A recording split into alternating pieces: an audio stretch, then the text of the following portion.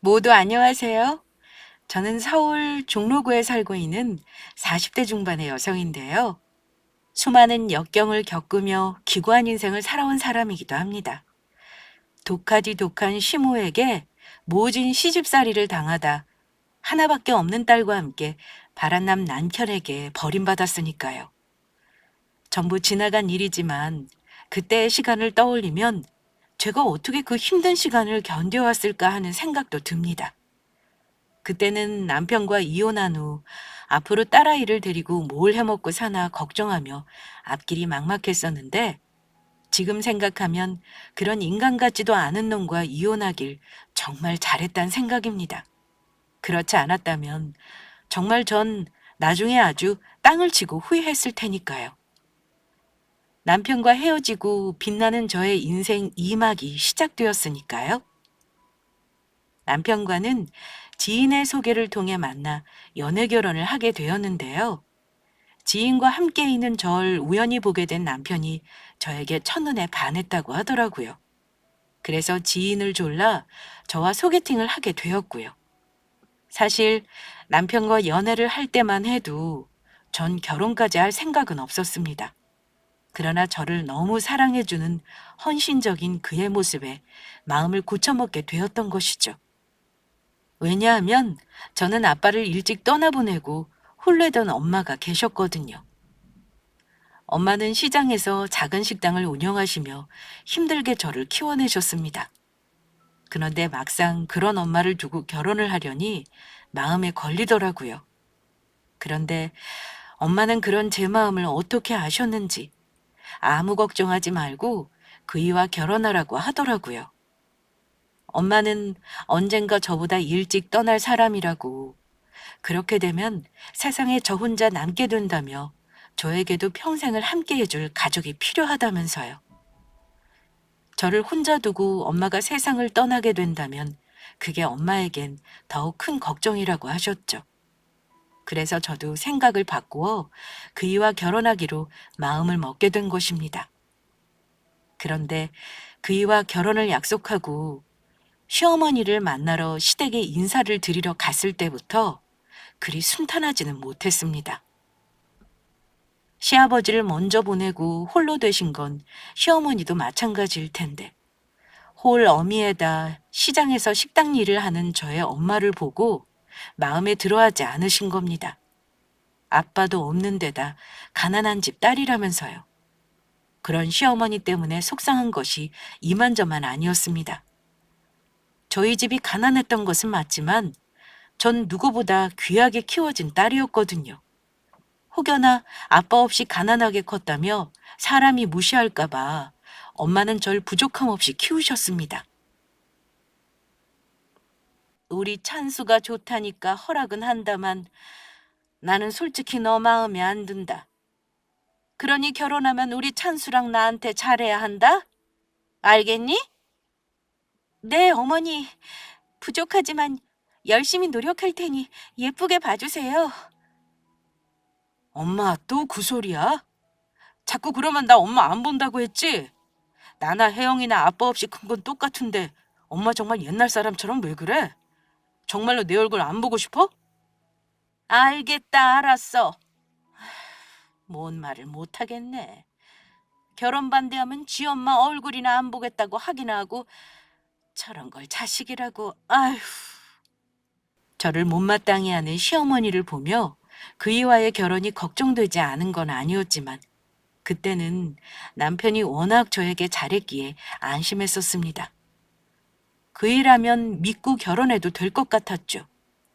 시어머니와 무슨 일이라도 있을 것 같으면 늘 나서 막아주던 든든한 남편이었으니까요. 그리고 혹 우리 집 사정 때문에 시댁에 무시당할까봐 저의 혼수며 예단이며 엄마가 신경 써서 해주셨거든요. 그래서인지 시어머니도 더는 저를 구박하거나 타박하지 않으셨습니다. 하지만 그것도 오래가지는 못하였죠. 남편과 결혼 후 단 한 번도 오지 않았던 저희 신혼집에 시어머니께서 처음 오게 되었는데 저희 신혼집에 들어서자마자 한다는 소리가 엄마 어서 와. 오는데 고생 많았지? 어머니 오셨어요? 아유, 냄새. 이게 다 무슨 냄새니? 어머니 오신다고 어제부터 그 일랑 열심히 청소했는데 냄새라니요? 집안에서 웬 식당 반찬 냄새가 이리 진동하는지. 새아가, 너 혹시 너희 사돈댁 가게에서 반찬 얻어왔니? 아유, 지독해. 아우, 내 골치가 다 아프구나. 엄마 무슨 말이 그래? 처음으로 우리 신혼집에 와서 한다는 소리가 고작 그거야? 그리고 냄새는 무슨 냄새? 나는 하나도 안 나는데. 괜히 우리 혜영이한테 트집 잡으려고 그러는 거지? 앞으로 그럴 거면 우리 집에 찾아올 생각도 하지 마.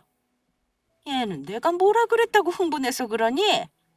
알겠다. 앞으로는 그런 소리 안 하도록 조심하마. 그런데 너희는 같이 살아서 모르겠지만 나는 냄새를 안 난다고 할 수도 없고 나보고 어쩌라는 건지 모르겠다. 이젠 무서워서 무슨 말도 못하겠네. 시어머니가 저희 집에 방문한 것은 그날 딱 한 번뿐이었습니다. 이후에는 저희 집의 발길을 뚝 끊으셨죠. 그리고 저를 괴롭히는 시어머니에 대한 남편의 감시가 심해지자 시어머니는 남편이 없는 데서만 저를 괴롭히기 시작하더라고요. 어느 날 저를 시댁으로 부르시더라고요. 그때 저는 임신 초기라 무리하지 않도록 조심하던 때이기도 했습니다. 어머니, 갑자기 그게 무슨 말씀이세요?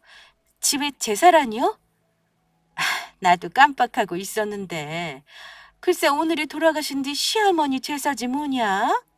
그러니까 내가 문자로 장 봐야 할 목록들 적어 보내줄 테니까 늦지 않도록 얼른 장 봐서 오도록 해라.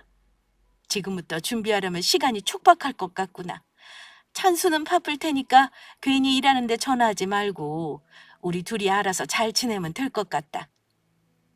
임신 초기라 조심해야 했지만 그 많은 제사 음식들을 시어머니 혼자 하게 할 수도 없고 저는 시어머니 말대로 급하게 장을 봐서 제사 음식을 준비하게 되었습니다.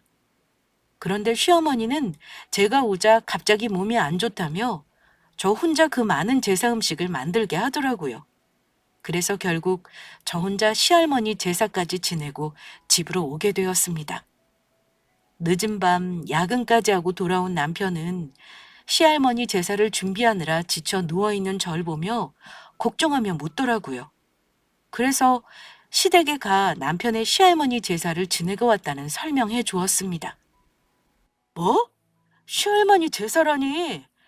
우리 집 제사 같은 거 안 지내는데 그게 무슨 소리야? 그리고 할머니는 교회 다니셔서 당신 돌아가시고 제사 같은 거 지내지 말라고 신신당부하셨다고. 그게 무슨 소리야? 집에 제사가 없다니. 그러면 어머니께서 일부러 나 골탕 먹이려고 거짓말하셨단 소리야? 엄마 진짜 너무하네. 자기가 홀몸도 아니고 어떻게 거짓말까지 해서 그런 일을 시킬 수 있어? 내가 당장 엄마한테 다녀올 테니까 자기는 쉬고 있어. 이번만큼은 그냥 못 넘어가. 시어머니는 저한테 무슨 억까 심정인지 거짓말까지 해서 하지도 않아도 될 시집살이까지 시키신 겁니다. 그리고 남편이 이야기하면 그때뿐인지 시어머니는 계속해 저를 괴롭혔습니다. 일부러 배추를 많이 사 김장을 담그게 하는가 하면 사람들이 많은 앞에서 일부러 창피를 저 곤란하게 만들기까지 하였죠. 그때마다 남편이 저보다 더 화를 내며 막아줘 시어머니와 크게 싸운 적은 없지만 그때마다 시어머니와 점점 더 사이가 멀어졌던 건 사실이었습니다. 그리고 시어머니와 제가 기어이 사이가 틀어지는 사건이 벌어졌죠. 시어머니는 제가 아들이 아닌 딸을 낳았다고 아주 못마땅해 하셨는데 그게 어느 정도였냐면 딸아이가 태어난 날 꼴 보기 싫다며 아이 얼굴을 보러 오지 않을 정도였습니다. 그러던 어느 날 아이를 데리고 움직일 수 있는 시기가 되어 손녀 얼굴도 보여드릴 겸 전 친정엄마가 해준 김치를 싸고 시댁에 가게 되었습니다. 그런데 시어머니가 제 앞에서 차마 해선 안 될 행동을 한 것입니다. 어머니, 저희 엄마가 어머니 드시려고 김치를 해다 주셨어요. 좀 드셔보세요. 아들도 못 낳는 주제에 감히 여기가 어디라고 찾아와. 그리고 뭐 김치? 어디 시장 바닥에서 만든 더러운 김치를 나보고 먹으라는 거야? 이 쓰레기들 전부 버릴 거다. 시어머니는 제가 보는 앞에서 음식 쓰레기 봉투를 꺼내 친정엄마가 해준 김치들을 버리기 시작했습니다. 그 모습에 저도 더는 참을 수가 없었죠. 어머니, 지금 이게 뭐 하시는 짓이에요? 우리 엄마가 얼마나 힘들게 만든 김치인데요. 드시기 싫으면 드시지 마세요. 제가 전부 가지고 가서 다 먹을 테니까. 그리고 딸이 뭐가 어때서요? 요즘에는 아들보다 딸들이 더 효도 많이 하거든요. 어머니 분명히 나중에 저한테 하신 지 전부 후회하게 되실 거예요. 두고 보시라고요. 그래, 어디 한번 해봐라. 그러는 사람 치고 무서운 사람 하나 없더라. 너야말로 당장 내 집에서 나가. 저는 시어머니가 음식 쓰레기 봉투에 담은 엄마 김치까지 전부 들고 시댁을 나왔습니다. 그리고 시어머니가 음식 쓰레기 봉투에 버린 저희 엄마 김치까지 김치통에 담아 다시 잘 정리했습니다. 그날 저녁, 전 저희 엄마가 만든 김치로 저녁을 먹으며 서러워 울었습니다. 시댁에 가져다 주려며 바쁘신 와중에 새벽에 일어나 잠도 줄이며 만드신 귀한 김치인데 저 때문에 이런 대접을 받는다는 게 속상하고 엄마에게 미안해 눈물이 나더라고요. 그리고 뒤늦게 퇴근한 남편은 혼자 울며 엄마 김치에 밥을 먹고 있는 저를 보며 놀라고 말았습니다. 여보, 왜 그래? 무슨 일이야? 오늘 수연이랑 엄마 집에 다녀온다더니 무슨 일이 있었던 거야? 그게 그러니까 제 이야기를 듣던 남편은 시어머니에게 연락을 했습니다. 앞으로는 저희 가족이 시댁에 갈 일은 없을 거라며 시어머니 혼자 잘 살아보라고요. 다시는 서로 얼굴 보고 살지 말자고 그렇게 말하더군요. 그러자 시어머니는 하나밖에 없는 아들의 얼굴 보고 살지 말자는 그 이야기가 무서웠는지 바로 찾아와 바로 저에게 용서를 구했습니다. 다음부터는 절대 그러지 않겠다고 잘못했다면서 맹세까지 하더라고요. 그날 마지못해 시어머니의 용서를 해준 것은 사실이지만 그 이후 저도 시어머니에 대한 마음을 아예 놓아버렸습니다. 시어머니와 대면대면한 사이가 된 것입니다. 시어머니도 시어머니의 생일과 추석과 설날 딱 3번만 보게 되었고요. 그 이상은 시어머니 얼굴을 보고 싶지 않다는 말에 남편도 그러라고 하더라고요. 어찌 되었든 시어머니의 일이 해결되고 나니 저희 세 가족은 아무 탈 없이 행복하게 사는 듯 하였습니다. 아주 잠시뿐인 행복이었지만 말이에요. 그러나 몇 년 후, 전 제 인생에서 2번 다시 없을 크나큰 배신이 당하게 되었습니다. 그것도 같이 한 이불을 덮고 살던 저희 남편에게서요. 딸아이가 초등학교에 들어갈 무렵 다정하기만 했던 남편은 다른 사람처럼 변해버린 것입니다. 저를 무시하며 막대하기 시작한 거죠. 게을러 빠져서는 매일 집에서 아무것도 안 하고 빈둥빈둥 놀기나 하고 당신도 좀 꾸미고 다니고 그래. 맨날 구질구질하게 같은 옷만 입고 다니지 말고 집안 살림하며 수연이 돌보랴 당신 뒷바라지 하랴 내가 그럴 시간이 어디 있어. 나는 뭐 좋아서 매일 같은 옷 입고 다니는 줄 알아? 나도 예쁘게 꾸미고 좋은 옷 입고 싶다고. 그래도 우리 가족 위해서 참고 사는 거라고. 내가 열심히 살고 아끼고 살아서 그 덕에 우리 아파트도 장만하고 한 거야. 웃기고 있네. 귀찮고 게을러서 그런 거지 핑계는. 솔직히 내 월급이 적은 것도 아니고 요즘 여자들은 그런다며. 남편 회사 보내고 지들은 친구들이랑 만나 맛있는 거 먹으러 다니고 백화점 가서 펑펑 돈이나 쓰고 다닌다고 하더라. 너도 그러는 거 아니냐? 아니면 혹시 나 몰래 친정에 돈 보내주고 있는 거 아니야? 정 그렇게 불만이면 괜한 의심하지 말고 당신이 어디 살림해봐. 내가 밖에서 돈 벌어올 테니까. 당신이 벌어오는 돈으로 우리 세 가족 살림하기도 빠듯해. 당신이 무슨 능력으로 밖에 나가 돈을 벌어. 그럴 능력은 되고? 당신처럼 다 늙어 능력 없는 아줌마를 누가 써준다고. 저와 딸아이밖에 모르던 남편의 갑작스레 변한 모습은 너무하다는 생각이 들 정도였습니다. 너무나 충격적이라 딸아이 몰래 혼자 울기도 했었죠. 그래도 참고 기다리려 했습니다. 그러면 남편도 예전에 좋은 남편으로 딸아이의 아빠로 돌아와 줄 거라 믿었습니다. 자식이라도 없다면 어쩌면 정말 갈라설 고민을 했을지도 모르겠지만 자식이 있으니 참을 수밖에 없게 되더라고요. 그런데 얼마 지나지 않아 남편 놈이 그렇게 딴 사람처럼 변해버린 이유를 알게 되었죠. 남편이 저 몰래 바람을 피우고 있었던 것입니다. 남편의 행동이 이상해 의심하던 중이었는데 그이가 퇴근하고 씻으러 욕실에 들어간 사이 문자가 와서 우연히 확인하게 되었던 것입니다. 문자는 다름 아닌 남편과 바람난 상간녀에게 온 것이었습니다.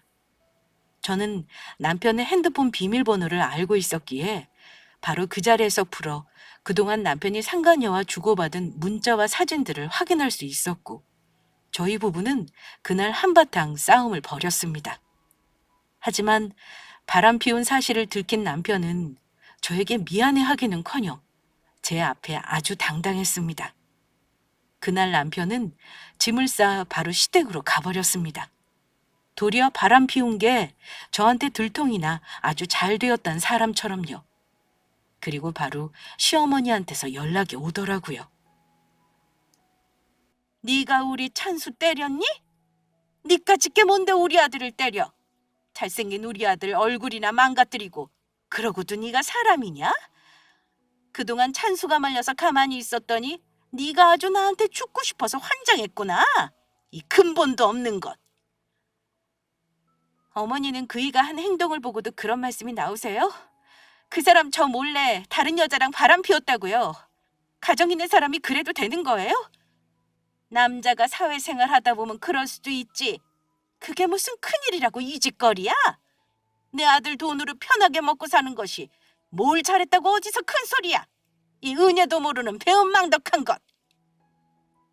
아무리 자기 자식이라지만 바람 피운 남편 편을 든 시어머니를 보며 참으로 기가 막혔습니다. 그리고 그이가 그토록 양심 없이 행동할 수 있었는지 알겠더라고요. 그동안 저와 살 때는 본색을 드러나지 않아 몰랐을 뿐이지 시어머니가 그리 되도록 개념 없이 키워놨던 것입니다. 그런데 얼마 지나지 않아 전 더 어이없는 사실을 알게 되었습니다. 시어머니가 그토록 남편의 편을 든 이유가 있더라고요. 남편이 소개해 시어머니는 이미 저 몰래 상간녀와 인사까지 나눈 사이였던 것입니다.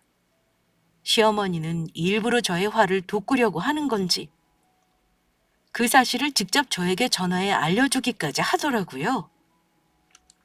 남편과 바람을 피우는 상간녀는 제법 장사가 잘 되는 식당을 운영하고 있었던지 남편이 돈 잘 버는 여자를 만난다고 아주 좋아했습니다. 저희 엄마가 식당을 한다고 했을 때는 무시하더니 매우 다른 반응이었죠. 그 상간녀를 제 앞에서 추켜 세우기까지 했으니까요. 집에서 남편이 벌어다 준 돈이나 쓰며 살림이다 하던 네가 뭘 알겠냐만. 지금 찬수가 만나는 여자는 너랑은 아주 딴판이더구나. 성공한 사람이라 그런지 몰라도 나한테 거금 100만 원을 용돈 쓰라며 주더구나. 비싼 물건도 아무렇지 않게 턱턱 선물해주고 아주 통이 큰 게 싹싹하니 마음에 들어. 어머니, 지금 그 여자랑 만나기까지 하신 거예요? 그이랑 바람난 여자를요? 그래, 만났다. 우리 아들이 좋아하는 여자라는데 내가 좀 만나면 안 되니? 그이나 어머니나 정말 뻔뻔하시네요. 하다못해 짐승들도 어머니나 그이처럼은 안 굴 거라고요. 뭐? 지금 짐승이라고 했니? 네, 짐승이라고 했습니다. 그이랑 어머니가 하시는 행동이 딱 수준이라 그렇게 말씀드렸어요. 왜요? 정 그렇게 싫으면 네가 우리 아들을 떠나면 되는 거 아니냐? 너희들 당장 갈라서란 소리다.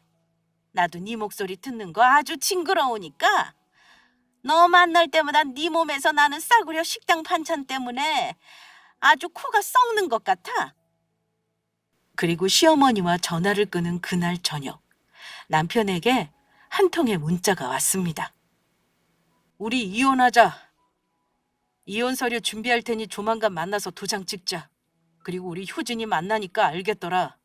너같이 집에서 아무것도 안 하고 빈둥빈둥 노는 여자보다 일하는 능력 있는 여자가 얼마나 멋있고 매력적인지. 그동안이야 아이와 남편을 보고 참고 살았다지만 남편이 바람을 피운 걸 알게 된 마당에 제 입장에서 우리 두 사람의 이혼은 아주 당연한 것이었습니다. 하지만 제가 그동안 남편과 시어머니의 행동을 보고도 참고 넘어갔던 이유는 바로 증거를 모으기 위해서였죠. 뻔뻔한 남편 자식은 저와 합의 이혼을 꿈꾸나 본데 절대 그렇게 그놈이 원하는 대로 해줄 수 없는 것이었습니다. 잘못을 했으면 그에 따른 대가를 치르는 것이 맞는 것이었죠. 그래서 전 남편에게 법적으로 소송을 걸어 이혼을 하고 남편과 이혼녀에게 위자료까지 제대로 톡톡히 받아낼 생각이었습니다. 그런데 이미 시어머니와 남편이 저에게 했던 말들과 통화 내용을 핸드폰으로 저장해두어 증거는 차고 넘쳤지만 확실한 증거를 찾게 될 기회가 생겼습니다. 시댁에 남편과 상간녀가 같이 있다는 소식이었죠. 시댁 동네 근처에 제 친구가 살고 있었는데 저희 시댁으로 남편과 어떤 여자가 들어가는 모습을 우연히 보게 되었다는 것입니다. 시댁의 남편과 찾아갈 여자는 상간녀밖에 없었고 그 소식에 저는 바로 시댁으로 달려갔습니다.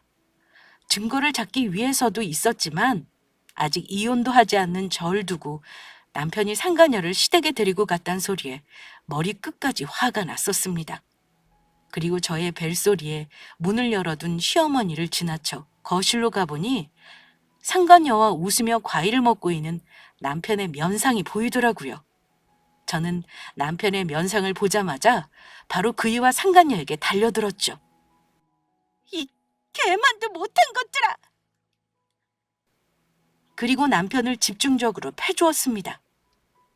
그러자 시어머니와 상간녀는 저를 말리며 때리더라고요. 그래서 저도 지지 않고 시모와 상간녀에게 뺨까지 차례대로 갈겨주었습니다. 몸싸움이 끝난 뒤 어느 정도 상황이 정리되자 상간녀가 저를 향해 아주 당당하게 이야기하더군요. 저 그이 많이 사랑해요. 그러니까 이만 물러나 주시죠. 나도 너 같은 며느리 필요 없다. 아빠 없이 자라서 그런가 아주 배워먹지 못한 것이 무식해서는 어디 감히 시어머니한테 손찌검을 해? 내가 너라면 아주 징글징글해. 그래, 나도 아주 너라는 여자한테 질렸으니까 당장 갈라서자고. 그리고 우리 효진이는 나랑 결혼하면 너랑 다르게 아들도 낳아준다고 했어. 어머니가 먼저 저 때리셨잖아요. 그것도 바람 피운 당신 아들 편들겠다고. 그리고 당신 언제는 우리 딸 하나로 충분하다며? 왜 인제 와서 딴소리야? 하긴 그렇게 줏대가 없으니까 바람까지 피웠겠지. 다 필요 없고 나도 아들 낳아서 내 아들이랑 목욕탕 좀 가보자. 더 이상 구질구질하게 굴지 말고 우리 그만 끝내자. 당연히 헤어져야지. 그러면 나랑 안 헤어지려고 그랬니? 인성 쓰레기에 답 없는 시모에 너 같은 더러운 놈이랑 내가 뭐하러 아쉬워서 계속 같이 사니? 그런데 그냥은 못 헤어지지. 내가 상처받은 만큼 법적으로 소송 걸어서 내 놈이랑 상간녀한테 위자료까지 전부 받아내고 이혼할 거야. 남편을 향해 말을 마친 저는 상간녀에게도 한마디 해주었죠. 지금 아무리 시어머니와 남편에게 잘한다고 해도 시어머니에게 선물 공세까지 하며 다 늙은 중년 남자에게 붙어있는 여자라니 그 의도야 뻔한 것이니까요. 그리고 너 정신 차리는 게 좋을 거야. 이 볼 것 없는 놈한테 뭐라도 떨어질 거 있나 해서 붙어있나 본데 이놈 생각보다 가진 돈도 별로 없거든? 그나마 나랑 살아서 이만큼 살 수 있었던 거라고. 제가 무슨 돈 보고 그이 만난 줄 아세요? 돈이라면 저도 있어요. 저 그이 진심으로 사랑한다고요. 독한 것이 그냥 헤어질 생각 안 하고 끝까지 우리 아들 베껴 먹으려고? 시장에서 식당이나 하는 지 엄마 닮아서 그런지 천박하기 짝이 없어. 천박한 건 바로 당신들이겠지. 얼마나 개념 없고 무식하면 바람 피운 아들 편이나 들고 당당히 하는 그 아들놈이나 애미나 아주 똑같이 천박해. 나야말로 더러운 너희 같은 것들이랑 상종하기 싫어서 이만 꺼져줄 테니까 어디 얼마나 잘 먹고 잘 사는지 두고 보자. 하지만 더 경악스러웠던 것은 시댁의 현관문을 열고 나가려는 나를 향해 이야기하는 남편 자식의 말이었습니다. 아, 그리고 수연이는 당신이 데려가서 키워. 나는 수연이 데리고 살 마음 없으니까. 나 재혼하게 되면 새 살림 차려야 하는데 우리 새로운 가정에 이혼한 전초딸이랑 같이 살 수는 없잖아. 나 우리 효진이랑 새롭게 다시 시작하고 싶다고.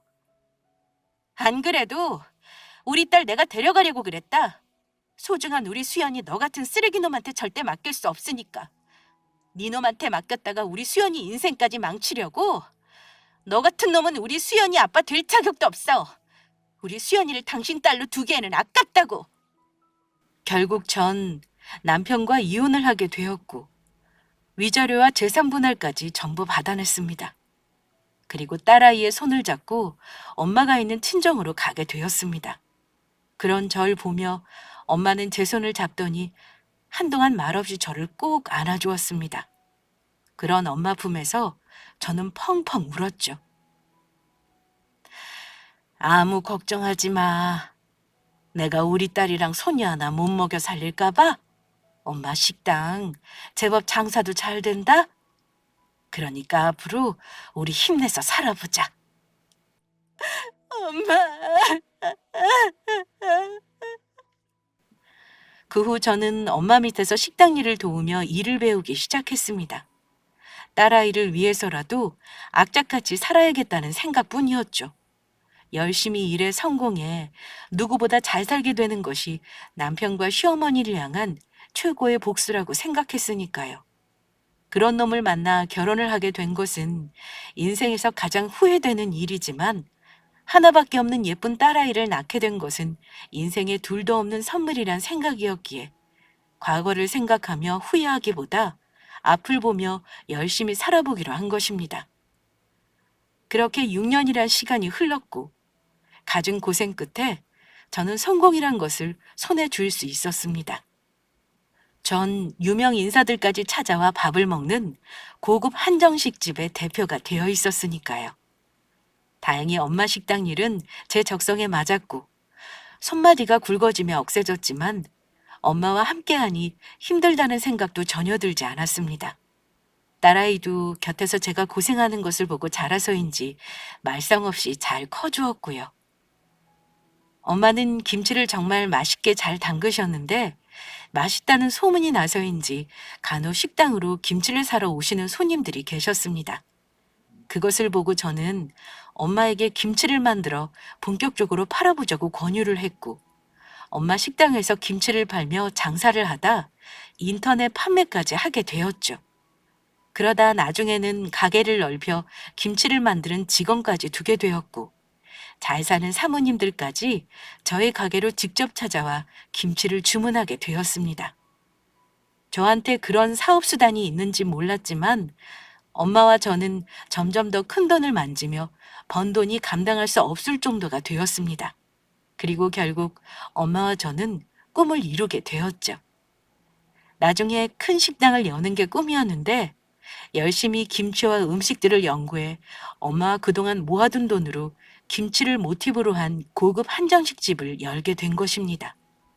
저희 집 가게 상호를 직접 밝힐 수는 없지만 저와 엄마는 그간의 고생을 보상받듯 큰 성공을 이루게 되었습니다. 고객님들이 가장 좋아하시는 메뉴 중에 하나는 식사 마지막에 나오는 김치말이 국수였는데 엄마가 시장에서 식당을 할 때부터 잘 나가던 인기 메뉴를 고급화시킨 버전이었습니다. 이렇게 말하면 웃기지만 남편이 바람 피워 이혼한 덕에 이루게 된 성공이기도 했습니다. 그런 쓰레기 놈이 더 늦기 전에 본색을 드러내주어 아주 고맙다는 마음이 들 정도였으니까요. 그리고 더는 과거의 시모와 남편 일을 떠올려도 아무렇지 않게 되었습니다. 그런데 어느 날 그런 과거 일을 떠올리게 되는 사건이 저에게 벌어지고 말았습니다. 아니, 더욱 정확히 말하자면 생각지도 못하게 제가 당했던 일에 대해 제대로 된 복수를 할 기회가 생기고 만 것입니다. 바쁘던 식당 일이 더욱 바빠지며 새로운 직원을 뽑게 되었는데 저희 가게가 다른 곳보다 대우가 좋다 보니 소문이나 다른 곳에 비해 지원자가 많은 편이었습니다. 물론 그중에는 저희 식당 일을 배우고 싶어 찾아오는 사람들도 있었지만요. 그래서 이번에는 설거지 파트 직원이 모자라 뽑게 되는 자리였습니다. 저는 김치를 담그다 지원한 면접자들의 면접을 보기 위해 위생복에서 평상복으로 옷을 급하게 갈아입고 면접 장소인 가게 사무실로 향하고 있었습니다. 그런데 등 뒤에서 누군가가 저를 붙잡는 것이었습니다. 그리고 거기서 아주 오래전에 본 낯익은 인물과 마주치게 된 것이죠. 그 사람은 다름 아닌 예전 시어머니였습니다. 예전 시모는 저를 보자 아주 반갑다는 듯이 웃고 있더라고요. 네가 여기 웬일이니? 나도 이 식당에 지원했는데 너도 여기 일자리 구하러 온 거냐? 이렇게라도 다시 보니 정말 반갑다. 그동안 잘 지냈던 거니? 상간녀가 자기 호강시켜 줄 거라며 저를 비웃으며 큰 소리를 치더니 오랜만에 보게 된 예전 시모의 행색은 남루하게 짝이 없었죠. 어쩜 내 주제나 네 주제나 이렇게 똑같니? 너도 결국 우리 아들이랑 이혼하고 고생하며 살았나 보구나? 너 떠나고 나랑 찬수도 얼마나 고생했는지 모른다. 아이 글쎄 그년이 알고 보니 사기꾼 년이었지 뭐냐? 음식점 한다는 것도 다 뻥이었고 새롭게 단장해서 큰 식당 연다면서 우리 아들한테 돈을 빌려가더니 그대로 튀었지 뭐니. 나중에 크게 이자까지 쳐줘서 갚겠다는 말에 빚까지 내서 빌려줬는데 그 일로 아들놈 회사로 빚쟁이들까지 찾아오는 바람에 직장에서도 쫓겨나고 살던 집까지 빼앗겨서 나랑 찬수랑 고생이 이만저만이 아니었다. 그래서 나는 식당 나가고 창수는 요즘 공사장 일용직으로 나가 빚 갚으며 근근히 먹고 살고 있어.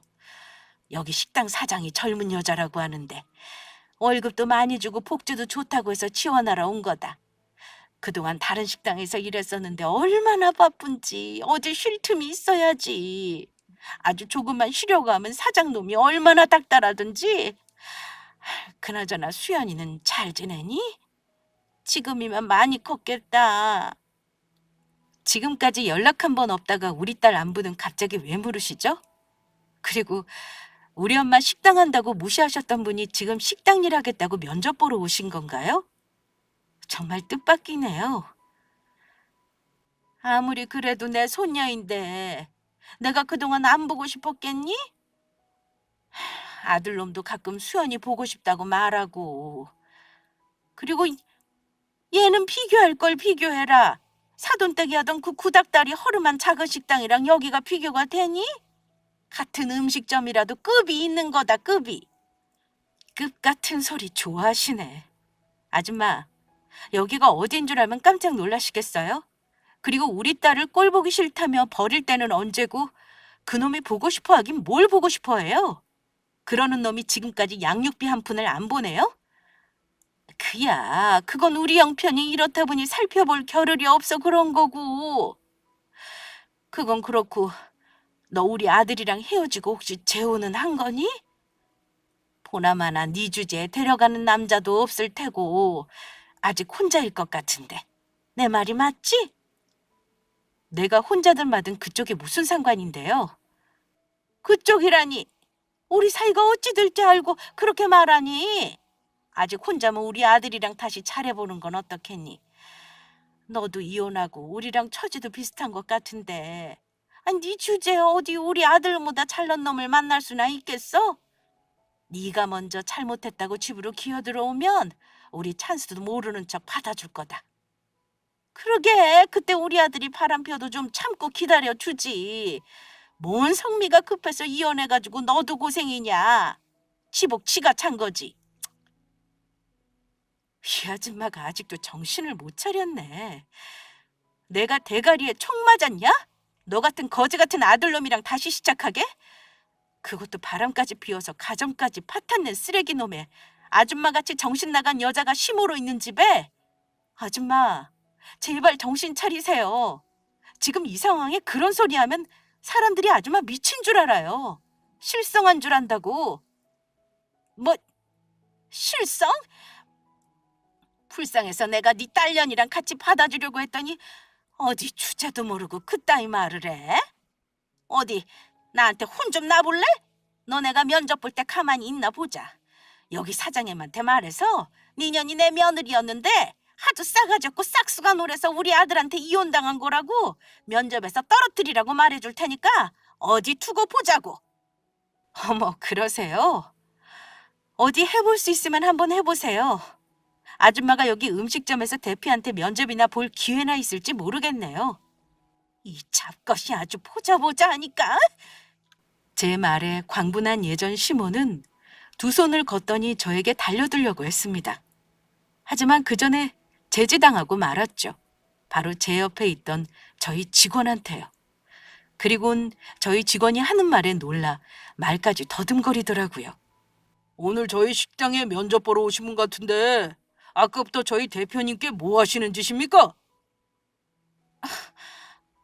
대표라니 그게 무슨 말씀이세요? 아까부터 아줌마가 저희 대표님께 며느리 어쩌고 저쩌고 하며 계속 예의 없게 굴고 계시지 않습니까? 그게 무슨 소리인가요? 저희 며느리 보고 대표님이라니. 그러면 애미 네가 여기 사장이라는 소리니? 그래, 내가 여기 대표다. 우리 엄마랑 같이 연 엄마랑 내 식당이다. 어쩔래? 그것도 모르고 뭐? 우리 엄마 식당이랑 여기는 급이 달라? 내가 싹수가 노래서 이혼을 당한 거라고 사장한테 말해 면접에서 떨어뜨리게 할 거야? 그런데 이걸 어쩌나? 여기 대표가 바로 나인데 당신 우리 엄마가 만든 김치 더럽다면서 내가 보는 앞에서 음식 쓰레기 봉투에 버렸었지? 그래놓고 감히 그런 우리 엄마랑 내 식당에 면접을 보러 와? 우리 엄마랑 나랑 당신이 음식 쓰레기 봉투에 버린 그 김치로 이렇게 성공했어. 이혼한 지가 언제인데 누구 보고 애미야. 든든기 더럽게. 그러니까 그게 애미야. 내가 나쁜 뜻으로 한 소리가 아니고 그냥 여기 음식점이 너무 좋다 보니까 그렇게 말한 거다. 그러니 제발 오해하지 말아다오. 대표님, 지원자들 다 모였습니다. 그러니 저런 이상한 사람은 신경 쓰지 말고 어서 가시죠. 큰 대표님께서 기다리십니다. 다른 직원들한테 말해서 식당에 이상한 사람 들어왔으니 바로 쫓아내라고 하겠습니다. 아가, 안 된다. 이렇게 무릎 꿇고 빌 테니 제발 나 여기서 일 좀 하게 해다오. 네가 시키는 건 뭐든지 하마. 네 신발이라도 핥으라면 핥으마. 사실 전 식당에서 일 못한다고 잘려서 나 여기 아니면 갈 곳도 없어. 아는 사람 좋다는 게 뭐니. 그러니 제발 한 번만 차비를 베풀어다오. 큰 대표라고 하는 사람이 사부인한테 잘 좀 말해서 제발 나 좀 써주면 안 되겠니? 저를 붙잡고 매달리는 예전 시모를 향해 저는 마지막이 될 한마디를 해주었습니다. 자비 같은 소리하고 앉아있네. 됐고요, 아줌마. 오늘 내 식당으로 면접 보러 왔다고 했죠? 그러면 두고 볼 것도 없이 바로 그 결과를 말씀드릴게요. 김순덕 씨, 오늘 면접에서 탈락하셨습니다. 그러니 앞으로 우리 다시 보지 말자고요. 아시겠어요? 최 실장님, 이 이상한 아줌마 바로 내쫓아 주세요. 다시는 식당에 얼씬도 못하게 부탁드려요. 예, 대표님, 알겠습니다. 아이고, 저렇게 내 며느리가 성공할 줄도 모르고 내가 내 복을 찾네. 저리 능력 있는 며느리를 못 알아보고 아들놈이랑 이혼시켰으니 애미야, 다시 한 번만 받아오. 아니 대표님, 저 좀 한 번만 살려주세요. 제발 한 번만. 과거 일은 전부 잊었다고 생각했는데 직원들에게 끌려가는 예전 시모를 보니 10년 묵은 채증이 내려가는 듯 아주 시원했습니다. 하지만 정신 나간 시모는 거기서 끝낼 생각이 없는지 얼마 후 눈치 없이 전 남편까지 데리고 저희 가게로 쳐들어왔습니다. 그것도 저희 직원들에게 행패까지 부리면서요. 우리 며느리가 여기 대표라고 이거 왜 이래? 아니 니들이 뭔데 나를 막아? 너희들 전부 잘리고 싶어? 여보, 당신 남편 왔어. 수연아, 네 아빠 왔다. 당신들 여기서 뭐 하는 거야? 여보, 내가 잘못했어. 우리 앞으로 다시 잘해보자. 당신 이렇게 잘 될 줄 알았으면 나 그런 이상한 여자랑 바람 같은 거 안 피웠다고. 그래, 애미야. 어차피 너도 혼자고 우리 찬수도 혼자니 서로 다시 잘해보자꾸나. 아이도 있는데 수연이를 생각해서라도 네가 이래선 안 되지 않니? 네 딸을 아빠 없는 아이로 키우고 싶어? 엄마 말이 맞아. 여보, 우리 수연이 생각해서라도 제발 우리 다시 시작하자. 그걸 아는 인간들이 나한테 그랬니? 바람난 상간녀 편들어주다가 쫄딱 망한 주제에 감히 어딜 찾아와서 행패야? 그런데 그때 우렁찬 목소리가 들려왔습니다. 예전 시모와 전 남편의 소란에 바로 저희 엄마가 나타난 것입니다. 이것들이 지금 우리 딸한테 뭐 하는 짓이야? 귀한 우리 딸이랑 손녀까지 버리고 울게 만들 때는 언제고 뻔뻔하게 여기서 어디라고 찾아와? 사부인 그러지 마시고 애미도 혼자니 우리 아들이랑 다시 시작할 수 있게 부탁 좀 드려요. 네, 장모님. 그러지 마시고 저 수연이 엄마랑 다시 시작할 수 있도록 잘 부탁드립니다. 저 아직 수연 엄마 사랑합니다. 아직 이 사람 못 잊었다고요. 우리 잘난 딸이 뭐가 아쉬워서 너희같이 글러먹은 것들이랑 다시 인연을 맺어? 우리 딸 이혼했어도 여기저기서 며느리 삼고 싶다고 서로 소개시켜달라고 아주 난리인데 주제도 모르고 감히 누굴 넘봐? 내 딸은 세상에서 제일 귀한 내 목숨보다 소중한 하나밖에 없는 보물이라고. 알아 이것들아? 니들이 오늘 아주 잘 만났다. 내가 아주 니들 다시 만날 날을 벼르고 있었는데 니들도 우리 딸 눈물 흘린 만큼 아주 어디 짠내나게 다시 당해봐. 엄마는 그렇게 말하며 손에 들고 있던 배추를 절여놨던 소금물이 든 양동이를 시모와 남편에게 끼얹어 버렸습니다. 니들이 그런 귀한 딸은 똥물에 빠지게 하겠냐? 이 썩은 내 나는 똥물도 아까운 것들아. 에라 이거나 처먹어라. 예전 시모와 전 남편은 홀딱 젖은 채 직원들에게 끌려 쫓겨났습니다. 그리고 다시 한번 찾아왔다가는 영업방해를 신고하겠다는 엄마의 말에 겁을 먹었는지 그 뒤로는 찾아오지 않더라고요. 다음에 다시 찾아올 때는 엄마가 태양 쪽 고춧가루를 섞은 물을 끼얹어 버릴 거라고 했거든요. 엄마가 그렇게 직접 예전 시모와 전 남편을 혼내주자 얼마나 든든했는지 모릅니다. 그동안 쌓였던 오랜 서름까지 전부 씻겨나가는 듯 했죠. 시모와 남편이 떠난 후 얼마 지나지 않아 남편의 아는 지인을 통해 들은 소식에 의하며 저희 엄마한테 그렇게 혼이 나고 갔던 시모와 남편은 서로 된통 싸웠다고 합니다. 서로 잘 못해서 돈 잘 버는 성공한 며느리를 놓쳤다고요. 그렇다고 따로 떨어져 살 형편도 안 되니 월세로 사는 반지하에서 남남처럼 지내고 있다고 합니다. 악하게 살다 결국 본인 인생을 최악으로 몰고 간 두 사람이었죠. 초등학생이던 딸아이는 이젠 중학생이 되어 고생한 엄마 호강시켜 주겠다며 열심히 공부하고 있습니다.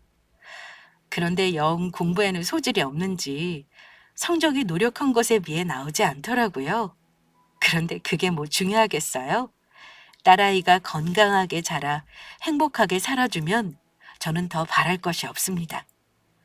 딸아이가 저를 닮아 음식에 소질이 있는 것 같은데 바라는 것이 있다면 나중에 음식 공부를 해 유명한 요리사가 되었으면 좋겠습니다. 아니면 저와 엄마의 가게를 물려받아도 좋고요. 하지만 강요는 하지 않으려고 합니다. 딸아이에게도 딸아이의 인생이 있으니 딸아이의 길을 곁에서 지켜보며 응원해 주려고 해요. 저희 엄마가 저한테 그랬던 것처럼요. 그렇게만 한다면 잠시 흔들리더라도 저처럼 딸아이도 자기 인생을 찾아 잘 살아가게 될 거라고 믿습니다. 그리고 엄마랑 저는 지금까지 계속해 김치를 연구하며 열심히 공부하고 있습니다.